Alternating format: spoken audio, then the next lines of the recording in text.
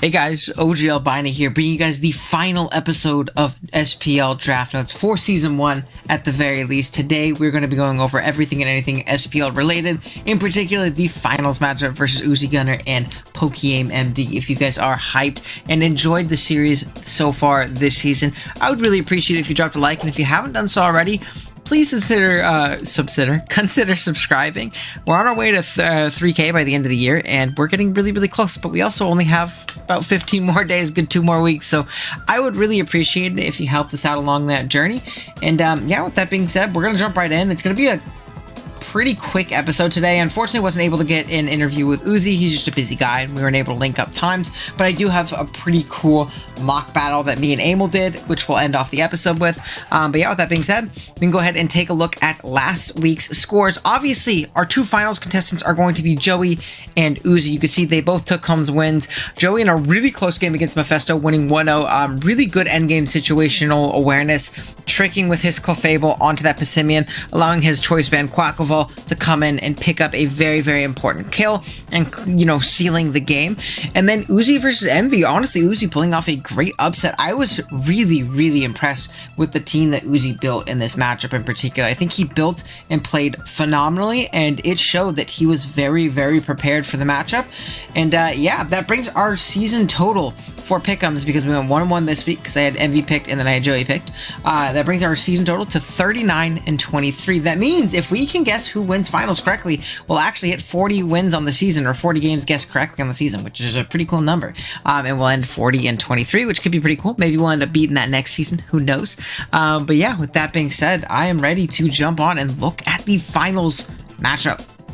It is time. Let's look at the finals matchup from Uzi's side. I think this is a really interesting matchup, and in general, I think this is a pretty darn close one. Obviously, transparency, throughout the season I've been mocking with Joey for a lot of his games, so I got a pretty in-depth look at this matchup, obviously mocking with Joey from Uzi's side. And when I was building with the team, you'll see in the mocks, the mock battle that me and Emil did, I think Tusk is really strong here. I personally think Scarf is very good because its speed tier is a little bit mediocre to some of you know, Joey's offense, but in general Tusk feels very strong. It just has really bad for Musa syndrome. It wants to fit a ton of things. It wants dual stabs, it wants knockoff, it wants play rough, it wants ice spinner, it wants rapid spin, it even wants to fit stealth rock or bulk up or whatever it may be.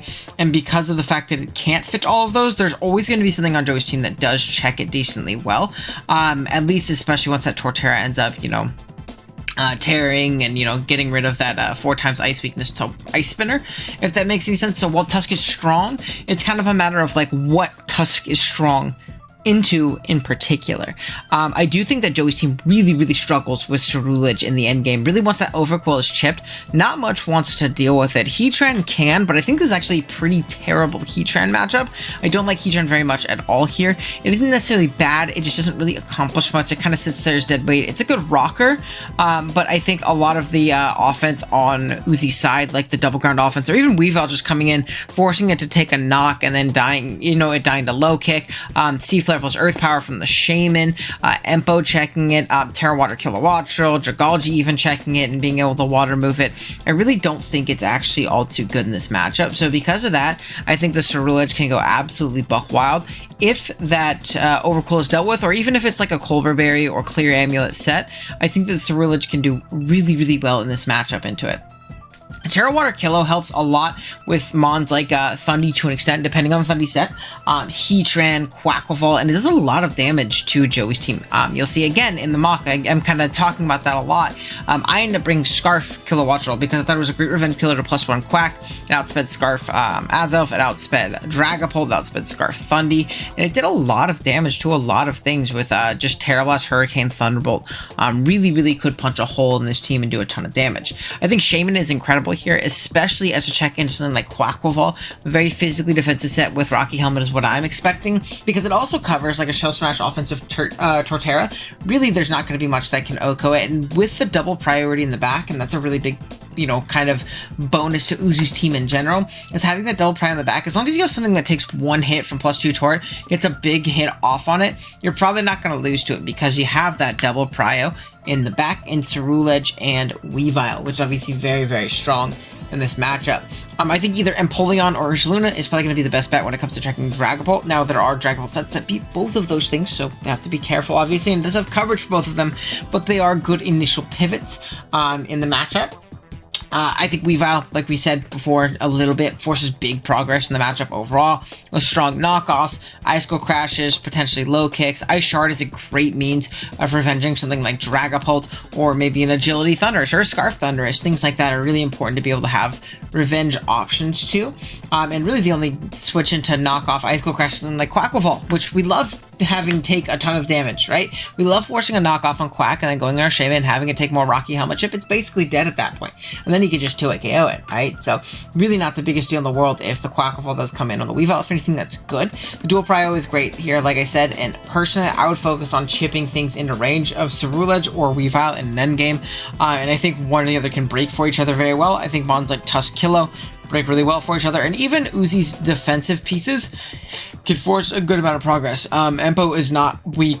Shaman gets Seed Flare drops. Dragalge is very strong and can definitely come as a Quaquaval check as well. And again, forcing passive chip, getting up hazards, doing damage, knocking off items, and then going to town with one of those 2 prio sweepers in the back is probably the move if you're Uzi. Now, from Joey's side, I think his matchup from his perspective is a lot more simple. There's a lot of offense on his team that is simply overwhelming for Uzi. First of which is going to be Pult. We mentioned that things like Empo and Ursaluna can check, but there's Thunderbolt and Hydro Pump respectively. There's also just Draco Meteor into the Ursaluna that can't recover. There's also strong Thunderbolts and Shadow Balls into the Empoleon, forcing in recover turns, getting in your Quaquaval, clicking a button. Speaking of which, Quaquaval goes crazy too.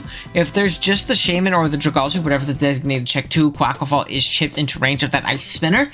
Man, oh man, is it looking bad for Uzi. He really doesn't deal with those Pokemon all too well. So I really do think that Quaquaval can super clean up this endgame in a very, very nice manner. We also have Pokemon like Azelf, where like Life Orb 4 attacks Azelf also goes crazy in this matchup. It is incredibly, incredibly strong. You go Life Orb, you can even go Scarf though, because Scarf is a great way of revenging all of Uzi's Scarfers. Pokemon like the Great Tusk, Pokemon like, I guess all of the Scarfers besides Kilowattrel potentially, which is the reason I really like Scarf Kilowattrel personally. But then Thundy. What switches into Thundy? The combination of, you know, just T-Bolt, Sludge Bomb, Psychic.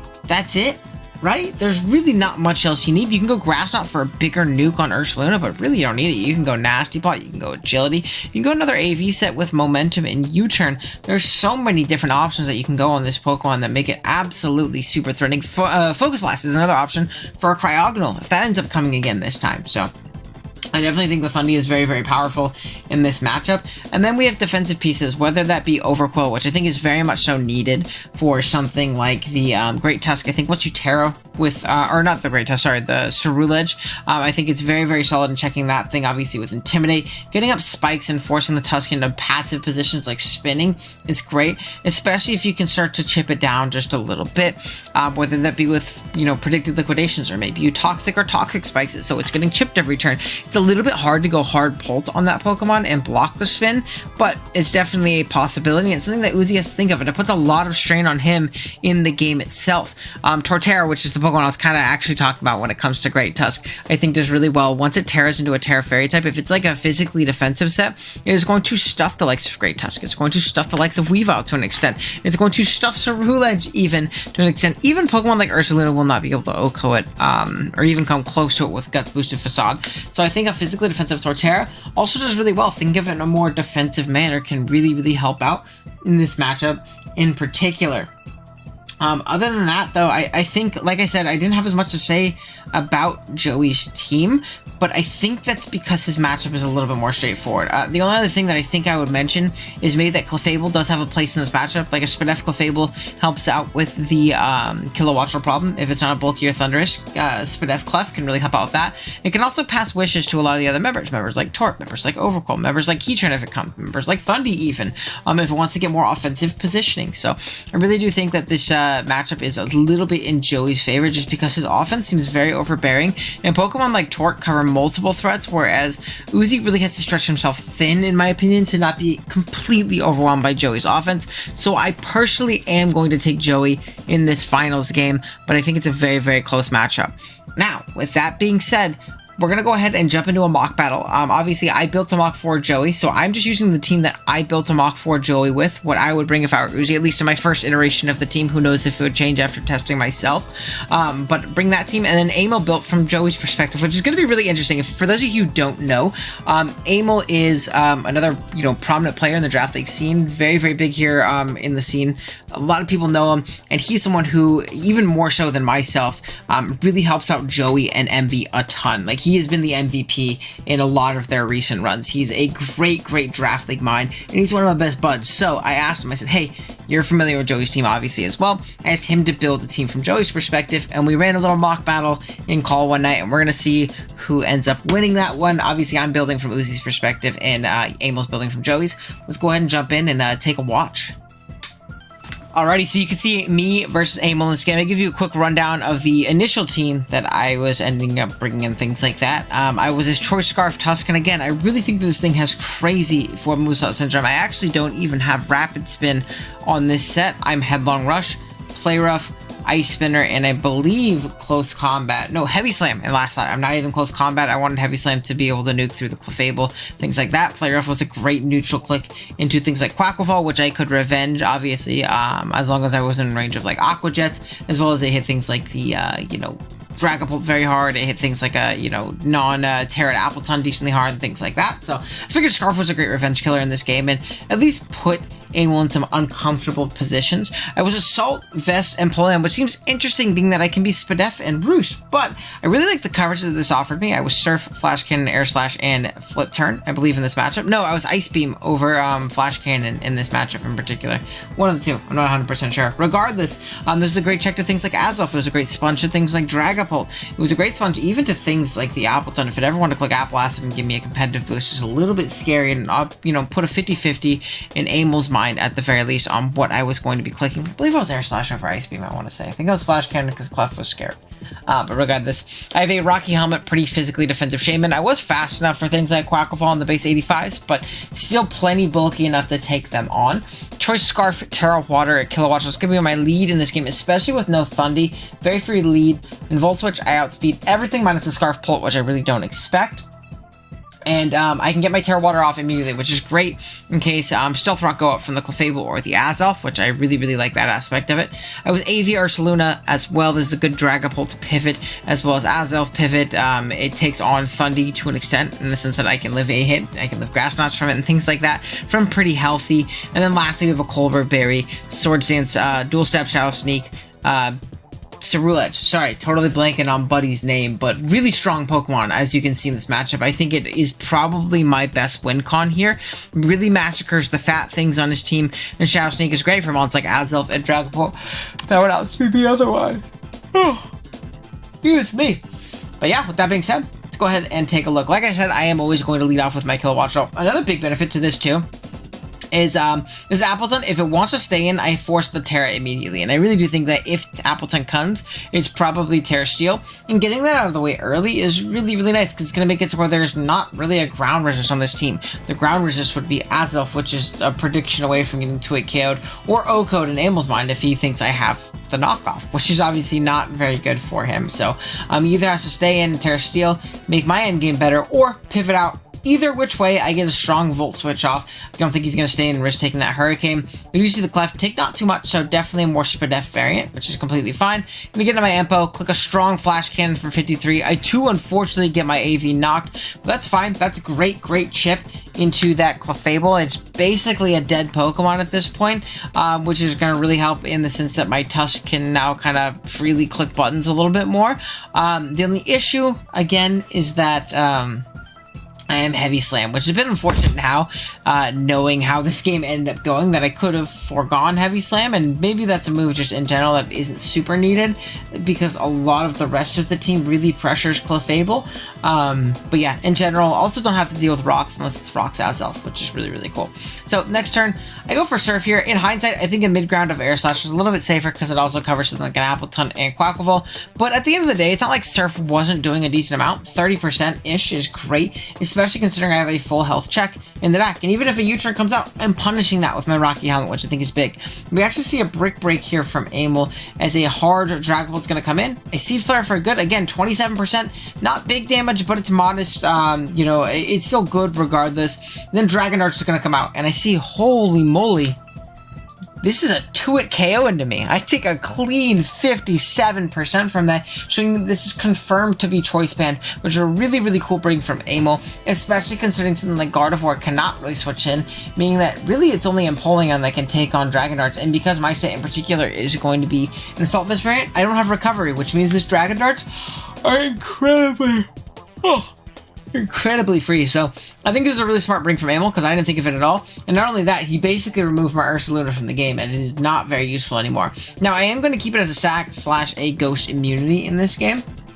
So I am going to go hard into my Empoleon, because I know from 86 I will be able to take this on still decently enough. I'm not going to be too KO'd. I do get knocked down to 50%, which is unfortunate. I click an aggressive Air Slash, trying to catch that Quackleval. Aimmd makes a smart play though and just sacks up the Clefable as I go for a nice little flip turn out, get into my Kilowattrel, which is going to allow me to gain momentum here. I am going to go hard into my Ursaluna on another Dragon Darts. I could have Volt Switch, but I didn't want to take a Choice Band Sucker Punch for no reason, and I felt like it was just a safer play.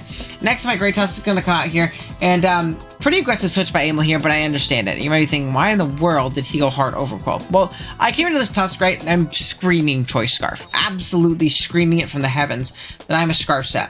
Now, if I'm Aimmd, I think, okay, what is he going to click to knock me out? Probably Knockoff. Knockoff is the most likely, it does the most damage to me, which means I cannot go into Azelf. I really don't have a great pivot into Knockoff. I don't want to go into my Quackleval hard and take a Headlock Rush and die. I'm going to go Overqwell and scout and see what it goes for. As I do end up going for a Plera, because I don't have Knockoff. Sorry, I'm recording this decently late at night. I'm going to go hard into Empo on a Toxic as Spikes come out. I do get off a big flip turn. Unfortunately, I don't have spin on my Great Tusk. I could threaten it right here, but I unfortunately don't have it, as now Appleton is going to come in on my Headlong Rush, which is a bit unfortunate, but again, not the end of the world. I'm going to get into my Empoleon right here as a double into Azelf happens, and right here, I see a Thunderbolt completely knock me out right here. Now, I'm no longer AV, but I don't see Life Orb right here, but I do have a sinking suspicion that this might be Choice Specs, the way that he doubled it in so aggressively. And even if he's not boosting item, Shadow Ball will not kill me from here, and he doesn't know if I'm Choice Band, especially when I come in and take this spike. I could very well be Choice Band, I could very well be Choice Scarf, so regardless, I actually feel pretty safe in getting a very aggressive Sword Stance off here, as Aimmd is going to actually end up making a play out into Overqwell, but again, I'm completely fine with that, because I am a Colbur variant. I am also weak armor, so getting the +2 in my speed would be incredible, so you get off a big chunk with Bitter Blade, 61%, as Aimmd makes a smart play and goes for a Toxic, probably not wanting to proc my weak armor, because then I'm faster than everything and do a ton of damage. Really the only thing that can come in is something like an Appleton, and Appleton doesn't want to take that hit at all. I am going to Bitter Blade into this Quackleval, get a crit. I don't think it mattered, because I'm pretty sure Bitter Blade into Shadow Sneak always killed. I get another crit for good measure, why not?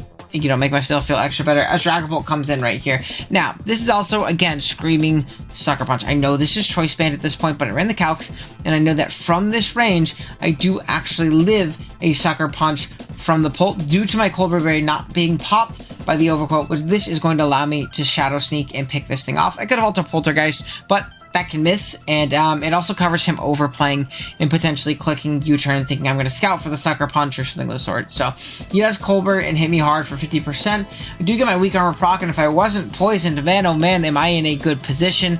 Unfortunately, I don't end up living the poison. I am going to go down, but Cerulege was able to really break through this team and pick up 2 KOs here, bringing us back down to even. Now Kilo plus Appleton's going to come in, and this is actually not too bad for me, because of the fact that now that my Kilo is in, again, there's not a single Hurricane resist on this team. That's kind of the reason that I went into this initially, was because I could always Volt Switch out on Azelf and force an Overqwell sack or a ton of damage on the Azelf, but Aimmd is going to go Appleton and is going to force him into a Terra Steel scenario. I don't think there's ever a universe where he does not Terra Steel here, so I do Volt Switch out, predicting said Terra, as he is going to go ahead and Draco Meteor my Shaman for a clean 50% chunk. He's a very offensive Appleton. I actually talked to Aimmd afterwards. He was a Custat Berry Gluttony Appleton, so the reason he switched this out and saved it was so that he could always have the Custat Berry Gluttony for later, which is a really, really cool idea. I am going to go ahead and send this up back to 65. Fortunately, the Azelf comes back out, and this like confirms that this is a choice specs Azelf, because it's 64%, which is insane damage. I'm going to go into my Tusk and very much so bluff the knockoff. Now, in hindsight, I think this is where I threw the game. I think there was much better positioning and me going into Kilowattrel and potentially just Hurricaning, just Thunderbolt is actually incredibly free because I kill Overquill, I 2-hit KO the Specs Azelf into Flamethrower, and I 2-hit KO the Appletun / even knock it out depending on some variants, and then it gives Tusk a better time of locking later. If something like the Overquill is going to, or if Azelf gets sacked, I lock Headlong and I win the game potentially. Again, I also don't know that he's Cussed App on his Appletun, which would have thrown a wrench in this. But I think, in general, that was my best play that I didn't make, and this is going to make this endgame very hard for me to lock, as I am going to go ahead and play rough, knock this thing out. Out comes the Azelf. I am going to go hard Kilowattrel just to see if there's any semblance of a chance. I guess my only semblance of a chance was going for Hurricane Confusions or Thunderbolt Paras. Regardless, I'm unfortunately not going to be able to do anything. I can't even get the knockoff kill here because I am Heavy Slam.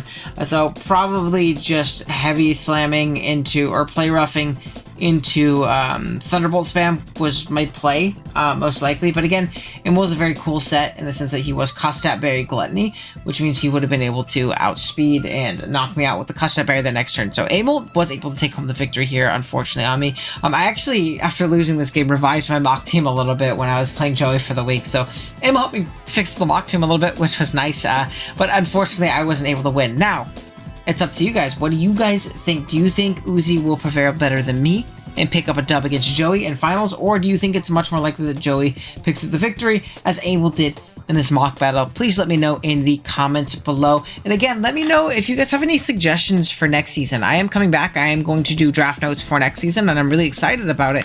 But let me know if there's more things you want to see from me when it comes to the show every single week. I've really enjoyed doing the analyst content, and I really hope you guys have as well.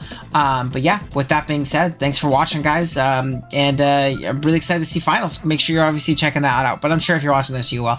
But yeah, I'll see you guys in the comment section over there as well. Later.